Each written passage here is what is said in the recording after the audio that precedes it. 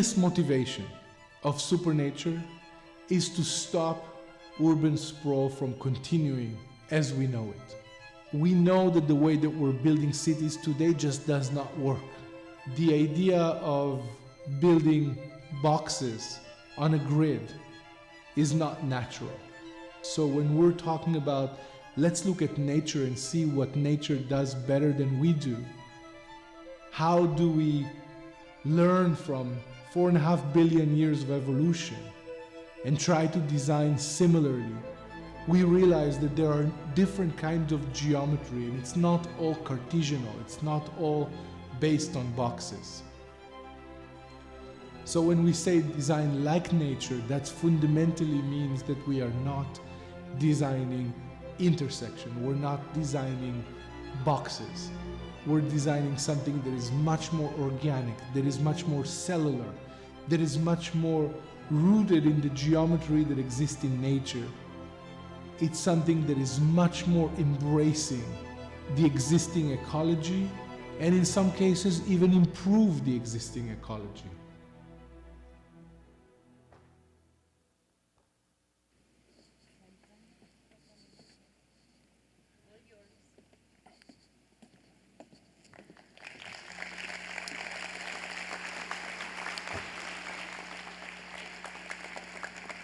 We don't need to compromise anymore between living in density and living with nature. We can have both. We can do this together. We can shift from sustainability to ecological harmony. We can do this by creating new type of urbanism. Today, my talk is an invitation to recreate the future we want to see in the world. And to do that, I want to invite all of you, artists, designers, architects, governors, mayors, to really work with us to think about a different future. In the next 30 to 40 years, we're scheduled to double the built environment. Double the built environment. So far, we've consumed 50% of our natural resources doing what we've built. And when we think of cities today, we love cities. Cities are amazing. Cities are great. They give us amazing opportunities. We have, culture, serendipity, but cities today take away from life as well, right? They take nature. They leave us alone in environments that is completely unnatural. And we cannot live like this anymore. Cities are polluted, congested, very difficult to all of our senses. They are diverse with different people, but they lack biodiversity completely. So when we look at those environments and we say, we need soil, we need vegetation, we need other living things to really be in balance with ourselves. Having access to nature is necessity. It is a necessity we forgot about. I heard a quote recently, it goes like this: we are a destructive species, and if we love nature, stay away from it. The best means to protecting the environment is to live in the heart of the city. Really? Protect nature, stay away from it? That doesn't make any sense to me. So when we're looking at the environment and we say, if you live in a place like this, right, imagine a growth of a double of that environment. Imagine Mexico City doubling the size that it is today in the next 30 to 40 years. We have to think differently. And suburbs are definitely not the solution, right? When we're thinking about suburbs are actually terribly unhealthy to the environment, right? They consume massive amount of energy to live in a private home. They're not walkable spaces. We have to drive everywhere. We don't get any of the benefits that we have right now in cities, right? So they're not the solutions. Even if we're thinking of, manicured lawn like this is not biodiversity. This is not really improving to the health of our biodiversity. So we need a massive change. In Bruce Mau's world, we need a massive change. We need to do two things. One, we need to improve the existing city centers. And second, we have to stop urban sprawl from continuing as we know it. We have to change the way that we evolve into other urban land, other farmland and natural land, and we need to do it differently. So first, when we looked at how do we reinvent new typology, how do we bring more nature, we thought of buildings that have soil and vegetation as part of the facade systems in various ways, right? So we don't have to just live with them ourselves, we can actually have vegetation. And doing that with various types of vessels, various types of structural containers that allows us to not just have vegetation and soil, but actually benefit from the aspect of having soil and vegetation next to us. Tremendous benefits in cooling and heating because of this thermal mass, carbon sink, and so forth. We've been thinking about ideas of how do we include different experiences within the natural spaces that we have around us, right? And then we started thinking of areas that really need some help. Space like this, the entrance of the Holland Tunnel in New York, where it's so congested and polluted, and actually covering it with a second functionality.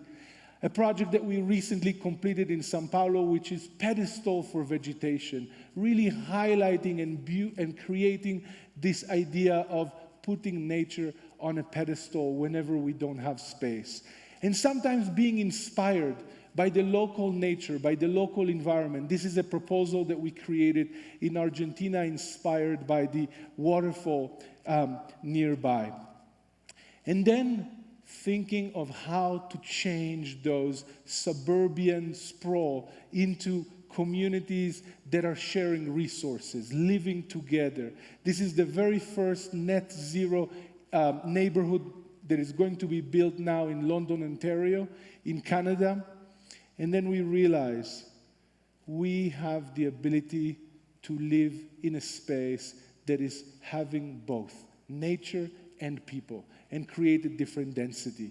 Neighborhoods that have mixed use. We don't need to travel 20 minutes to get our necessity, our immediate things. We can find them in our environment. We can be regenerative and biophilic in how we live and how we construct, and we should start doing it with modular approach, with modular construction. We know today how to create components that are so easy to be plugged and placed into one another in such a way that we live this type of environment that creates a community that we call not just community of people, but community of all living things. And then we stopped and we said, okay, let's understand what it means to work towards an ecological harmony. And we built our core 5 principles. Oneness, design with life at the center. Really thinking of ourselves in such a way that everything around us matters. Everything around us is part of what we are considering as what we are designing for. Grounding. This idea that we forgot that we need to have a connection to the earth. We need to step on soil. It's very important for our health. It's very important for us to be connected constantly with the energy of the planet. A state of flowing. Everything in nature flows. Connected, divided, but not really intersection. So this idea of flowing, being in a state of mind of constant flow, having a sense of belonging. When I open up the window in the morning, I know where I am because I understand the culture, I understand the type of vegetation in this type of climate, and I'm not just in a skyscraper that could look like I'm in Chicago or I'm in any other city. And flourishing, how can we create environments that is for all of us to flourish, all of us to succeed, all of us to evolve together, not on behalf of one another. So, what does that mean to design like nature? What does that mean to design with nature? And what does it mean to design for all life? We start looking at every living thing is organized in cell formation, except us. Absolutely everything in nature is organized in a cellular logic. And that logic is very different than a Cartesian logic. It's based on node systems and circular approach that creates something more similar to, a Voronoi type pattern. And we see this absolutely everywhere. This geometry exists in everything around us. So we looked at that and we said, let's test the cellular approach, right? If every living thing is also its own organism, its own self-sustained unity, can we do the same thing to how we organize our cities? So we looked at the grid and we said, yes, we could only build like that until very recently.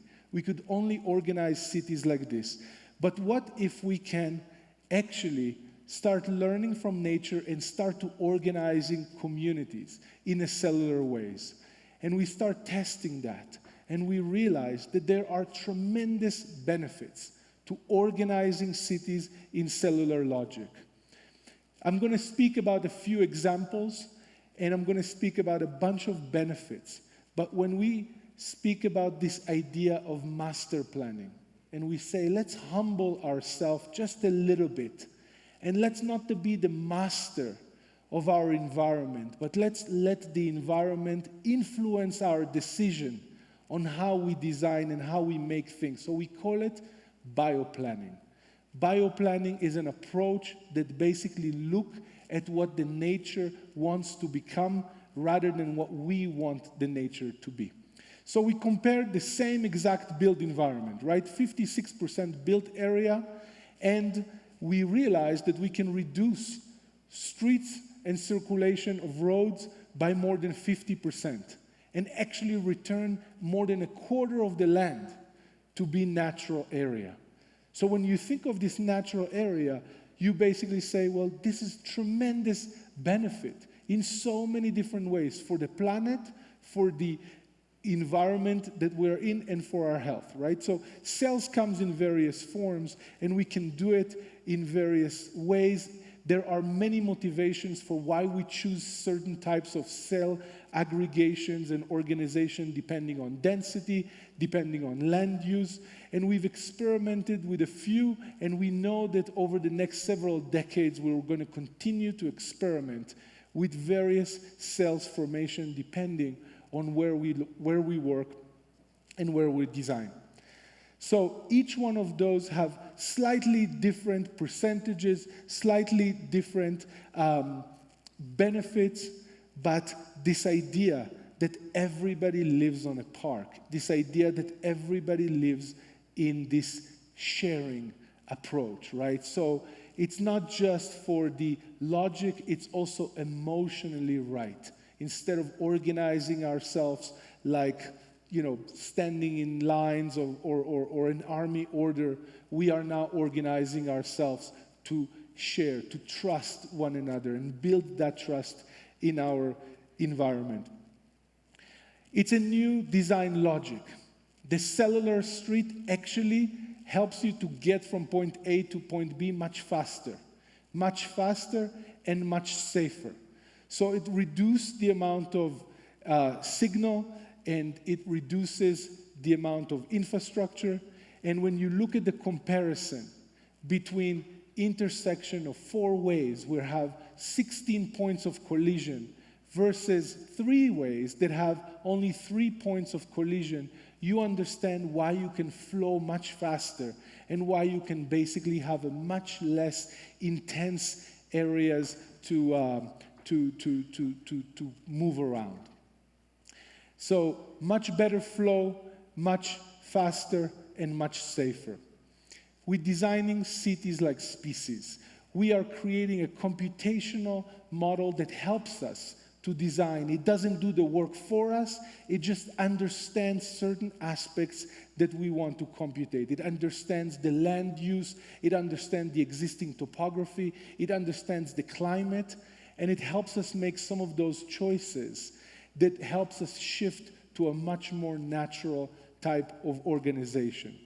A couple of aspects that is important to mention, and this is resource that we have from the Biomimicry Institute.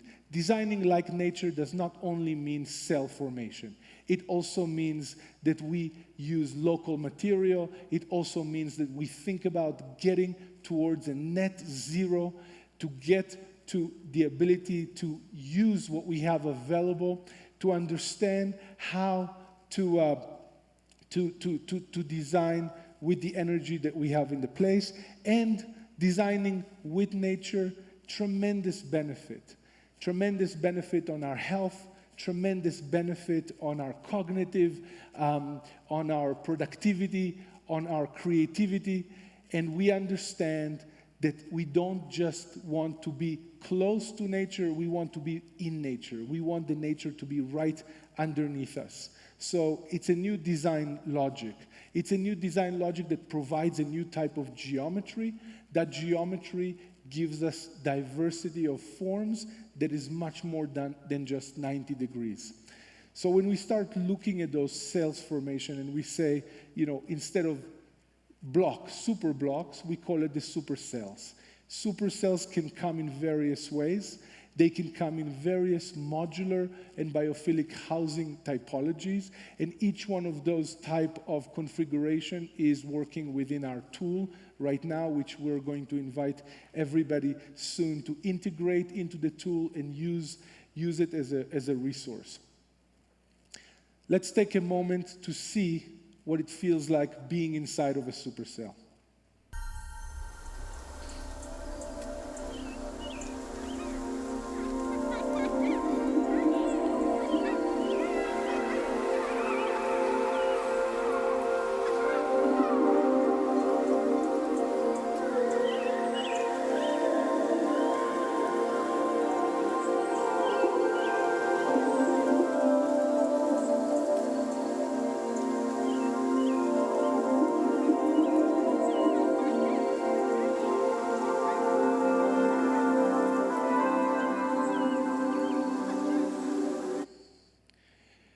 When you look at those forms, you realize that they are not just cellular in two-dimensional way, they also have this parabolic form. This parabolic form is organized based on the sun path to really create an optimization to the place that you're in.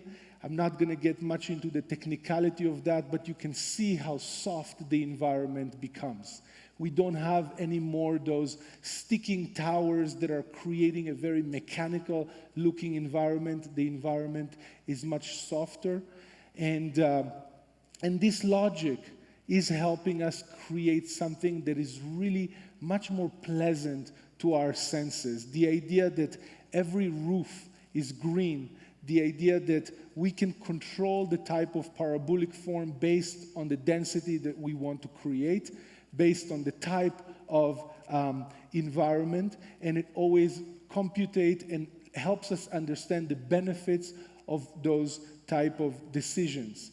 Every roof should be green, right? If our environment is 50-something% built, we want to return the same soil that was here, the same vegetation that was here before, right above us. It helps us in so many different ways, and it creates an environment that gives us beautiful areas to go out. Also, the parabolic form really gives us a lot of outdoor space into the environment.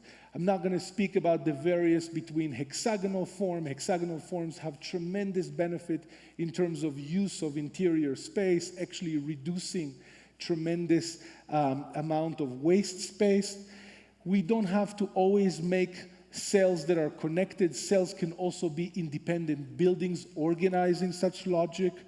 If we have an existing infrastructure and we have to adhere to a Cartesianal planning already, then of course the cells can be rectangular. They can be rectangular and separated. They can be in various shapes.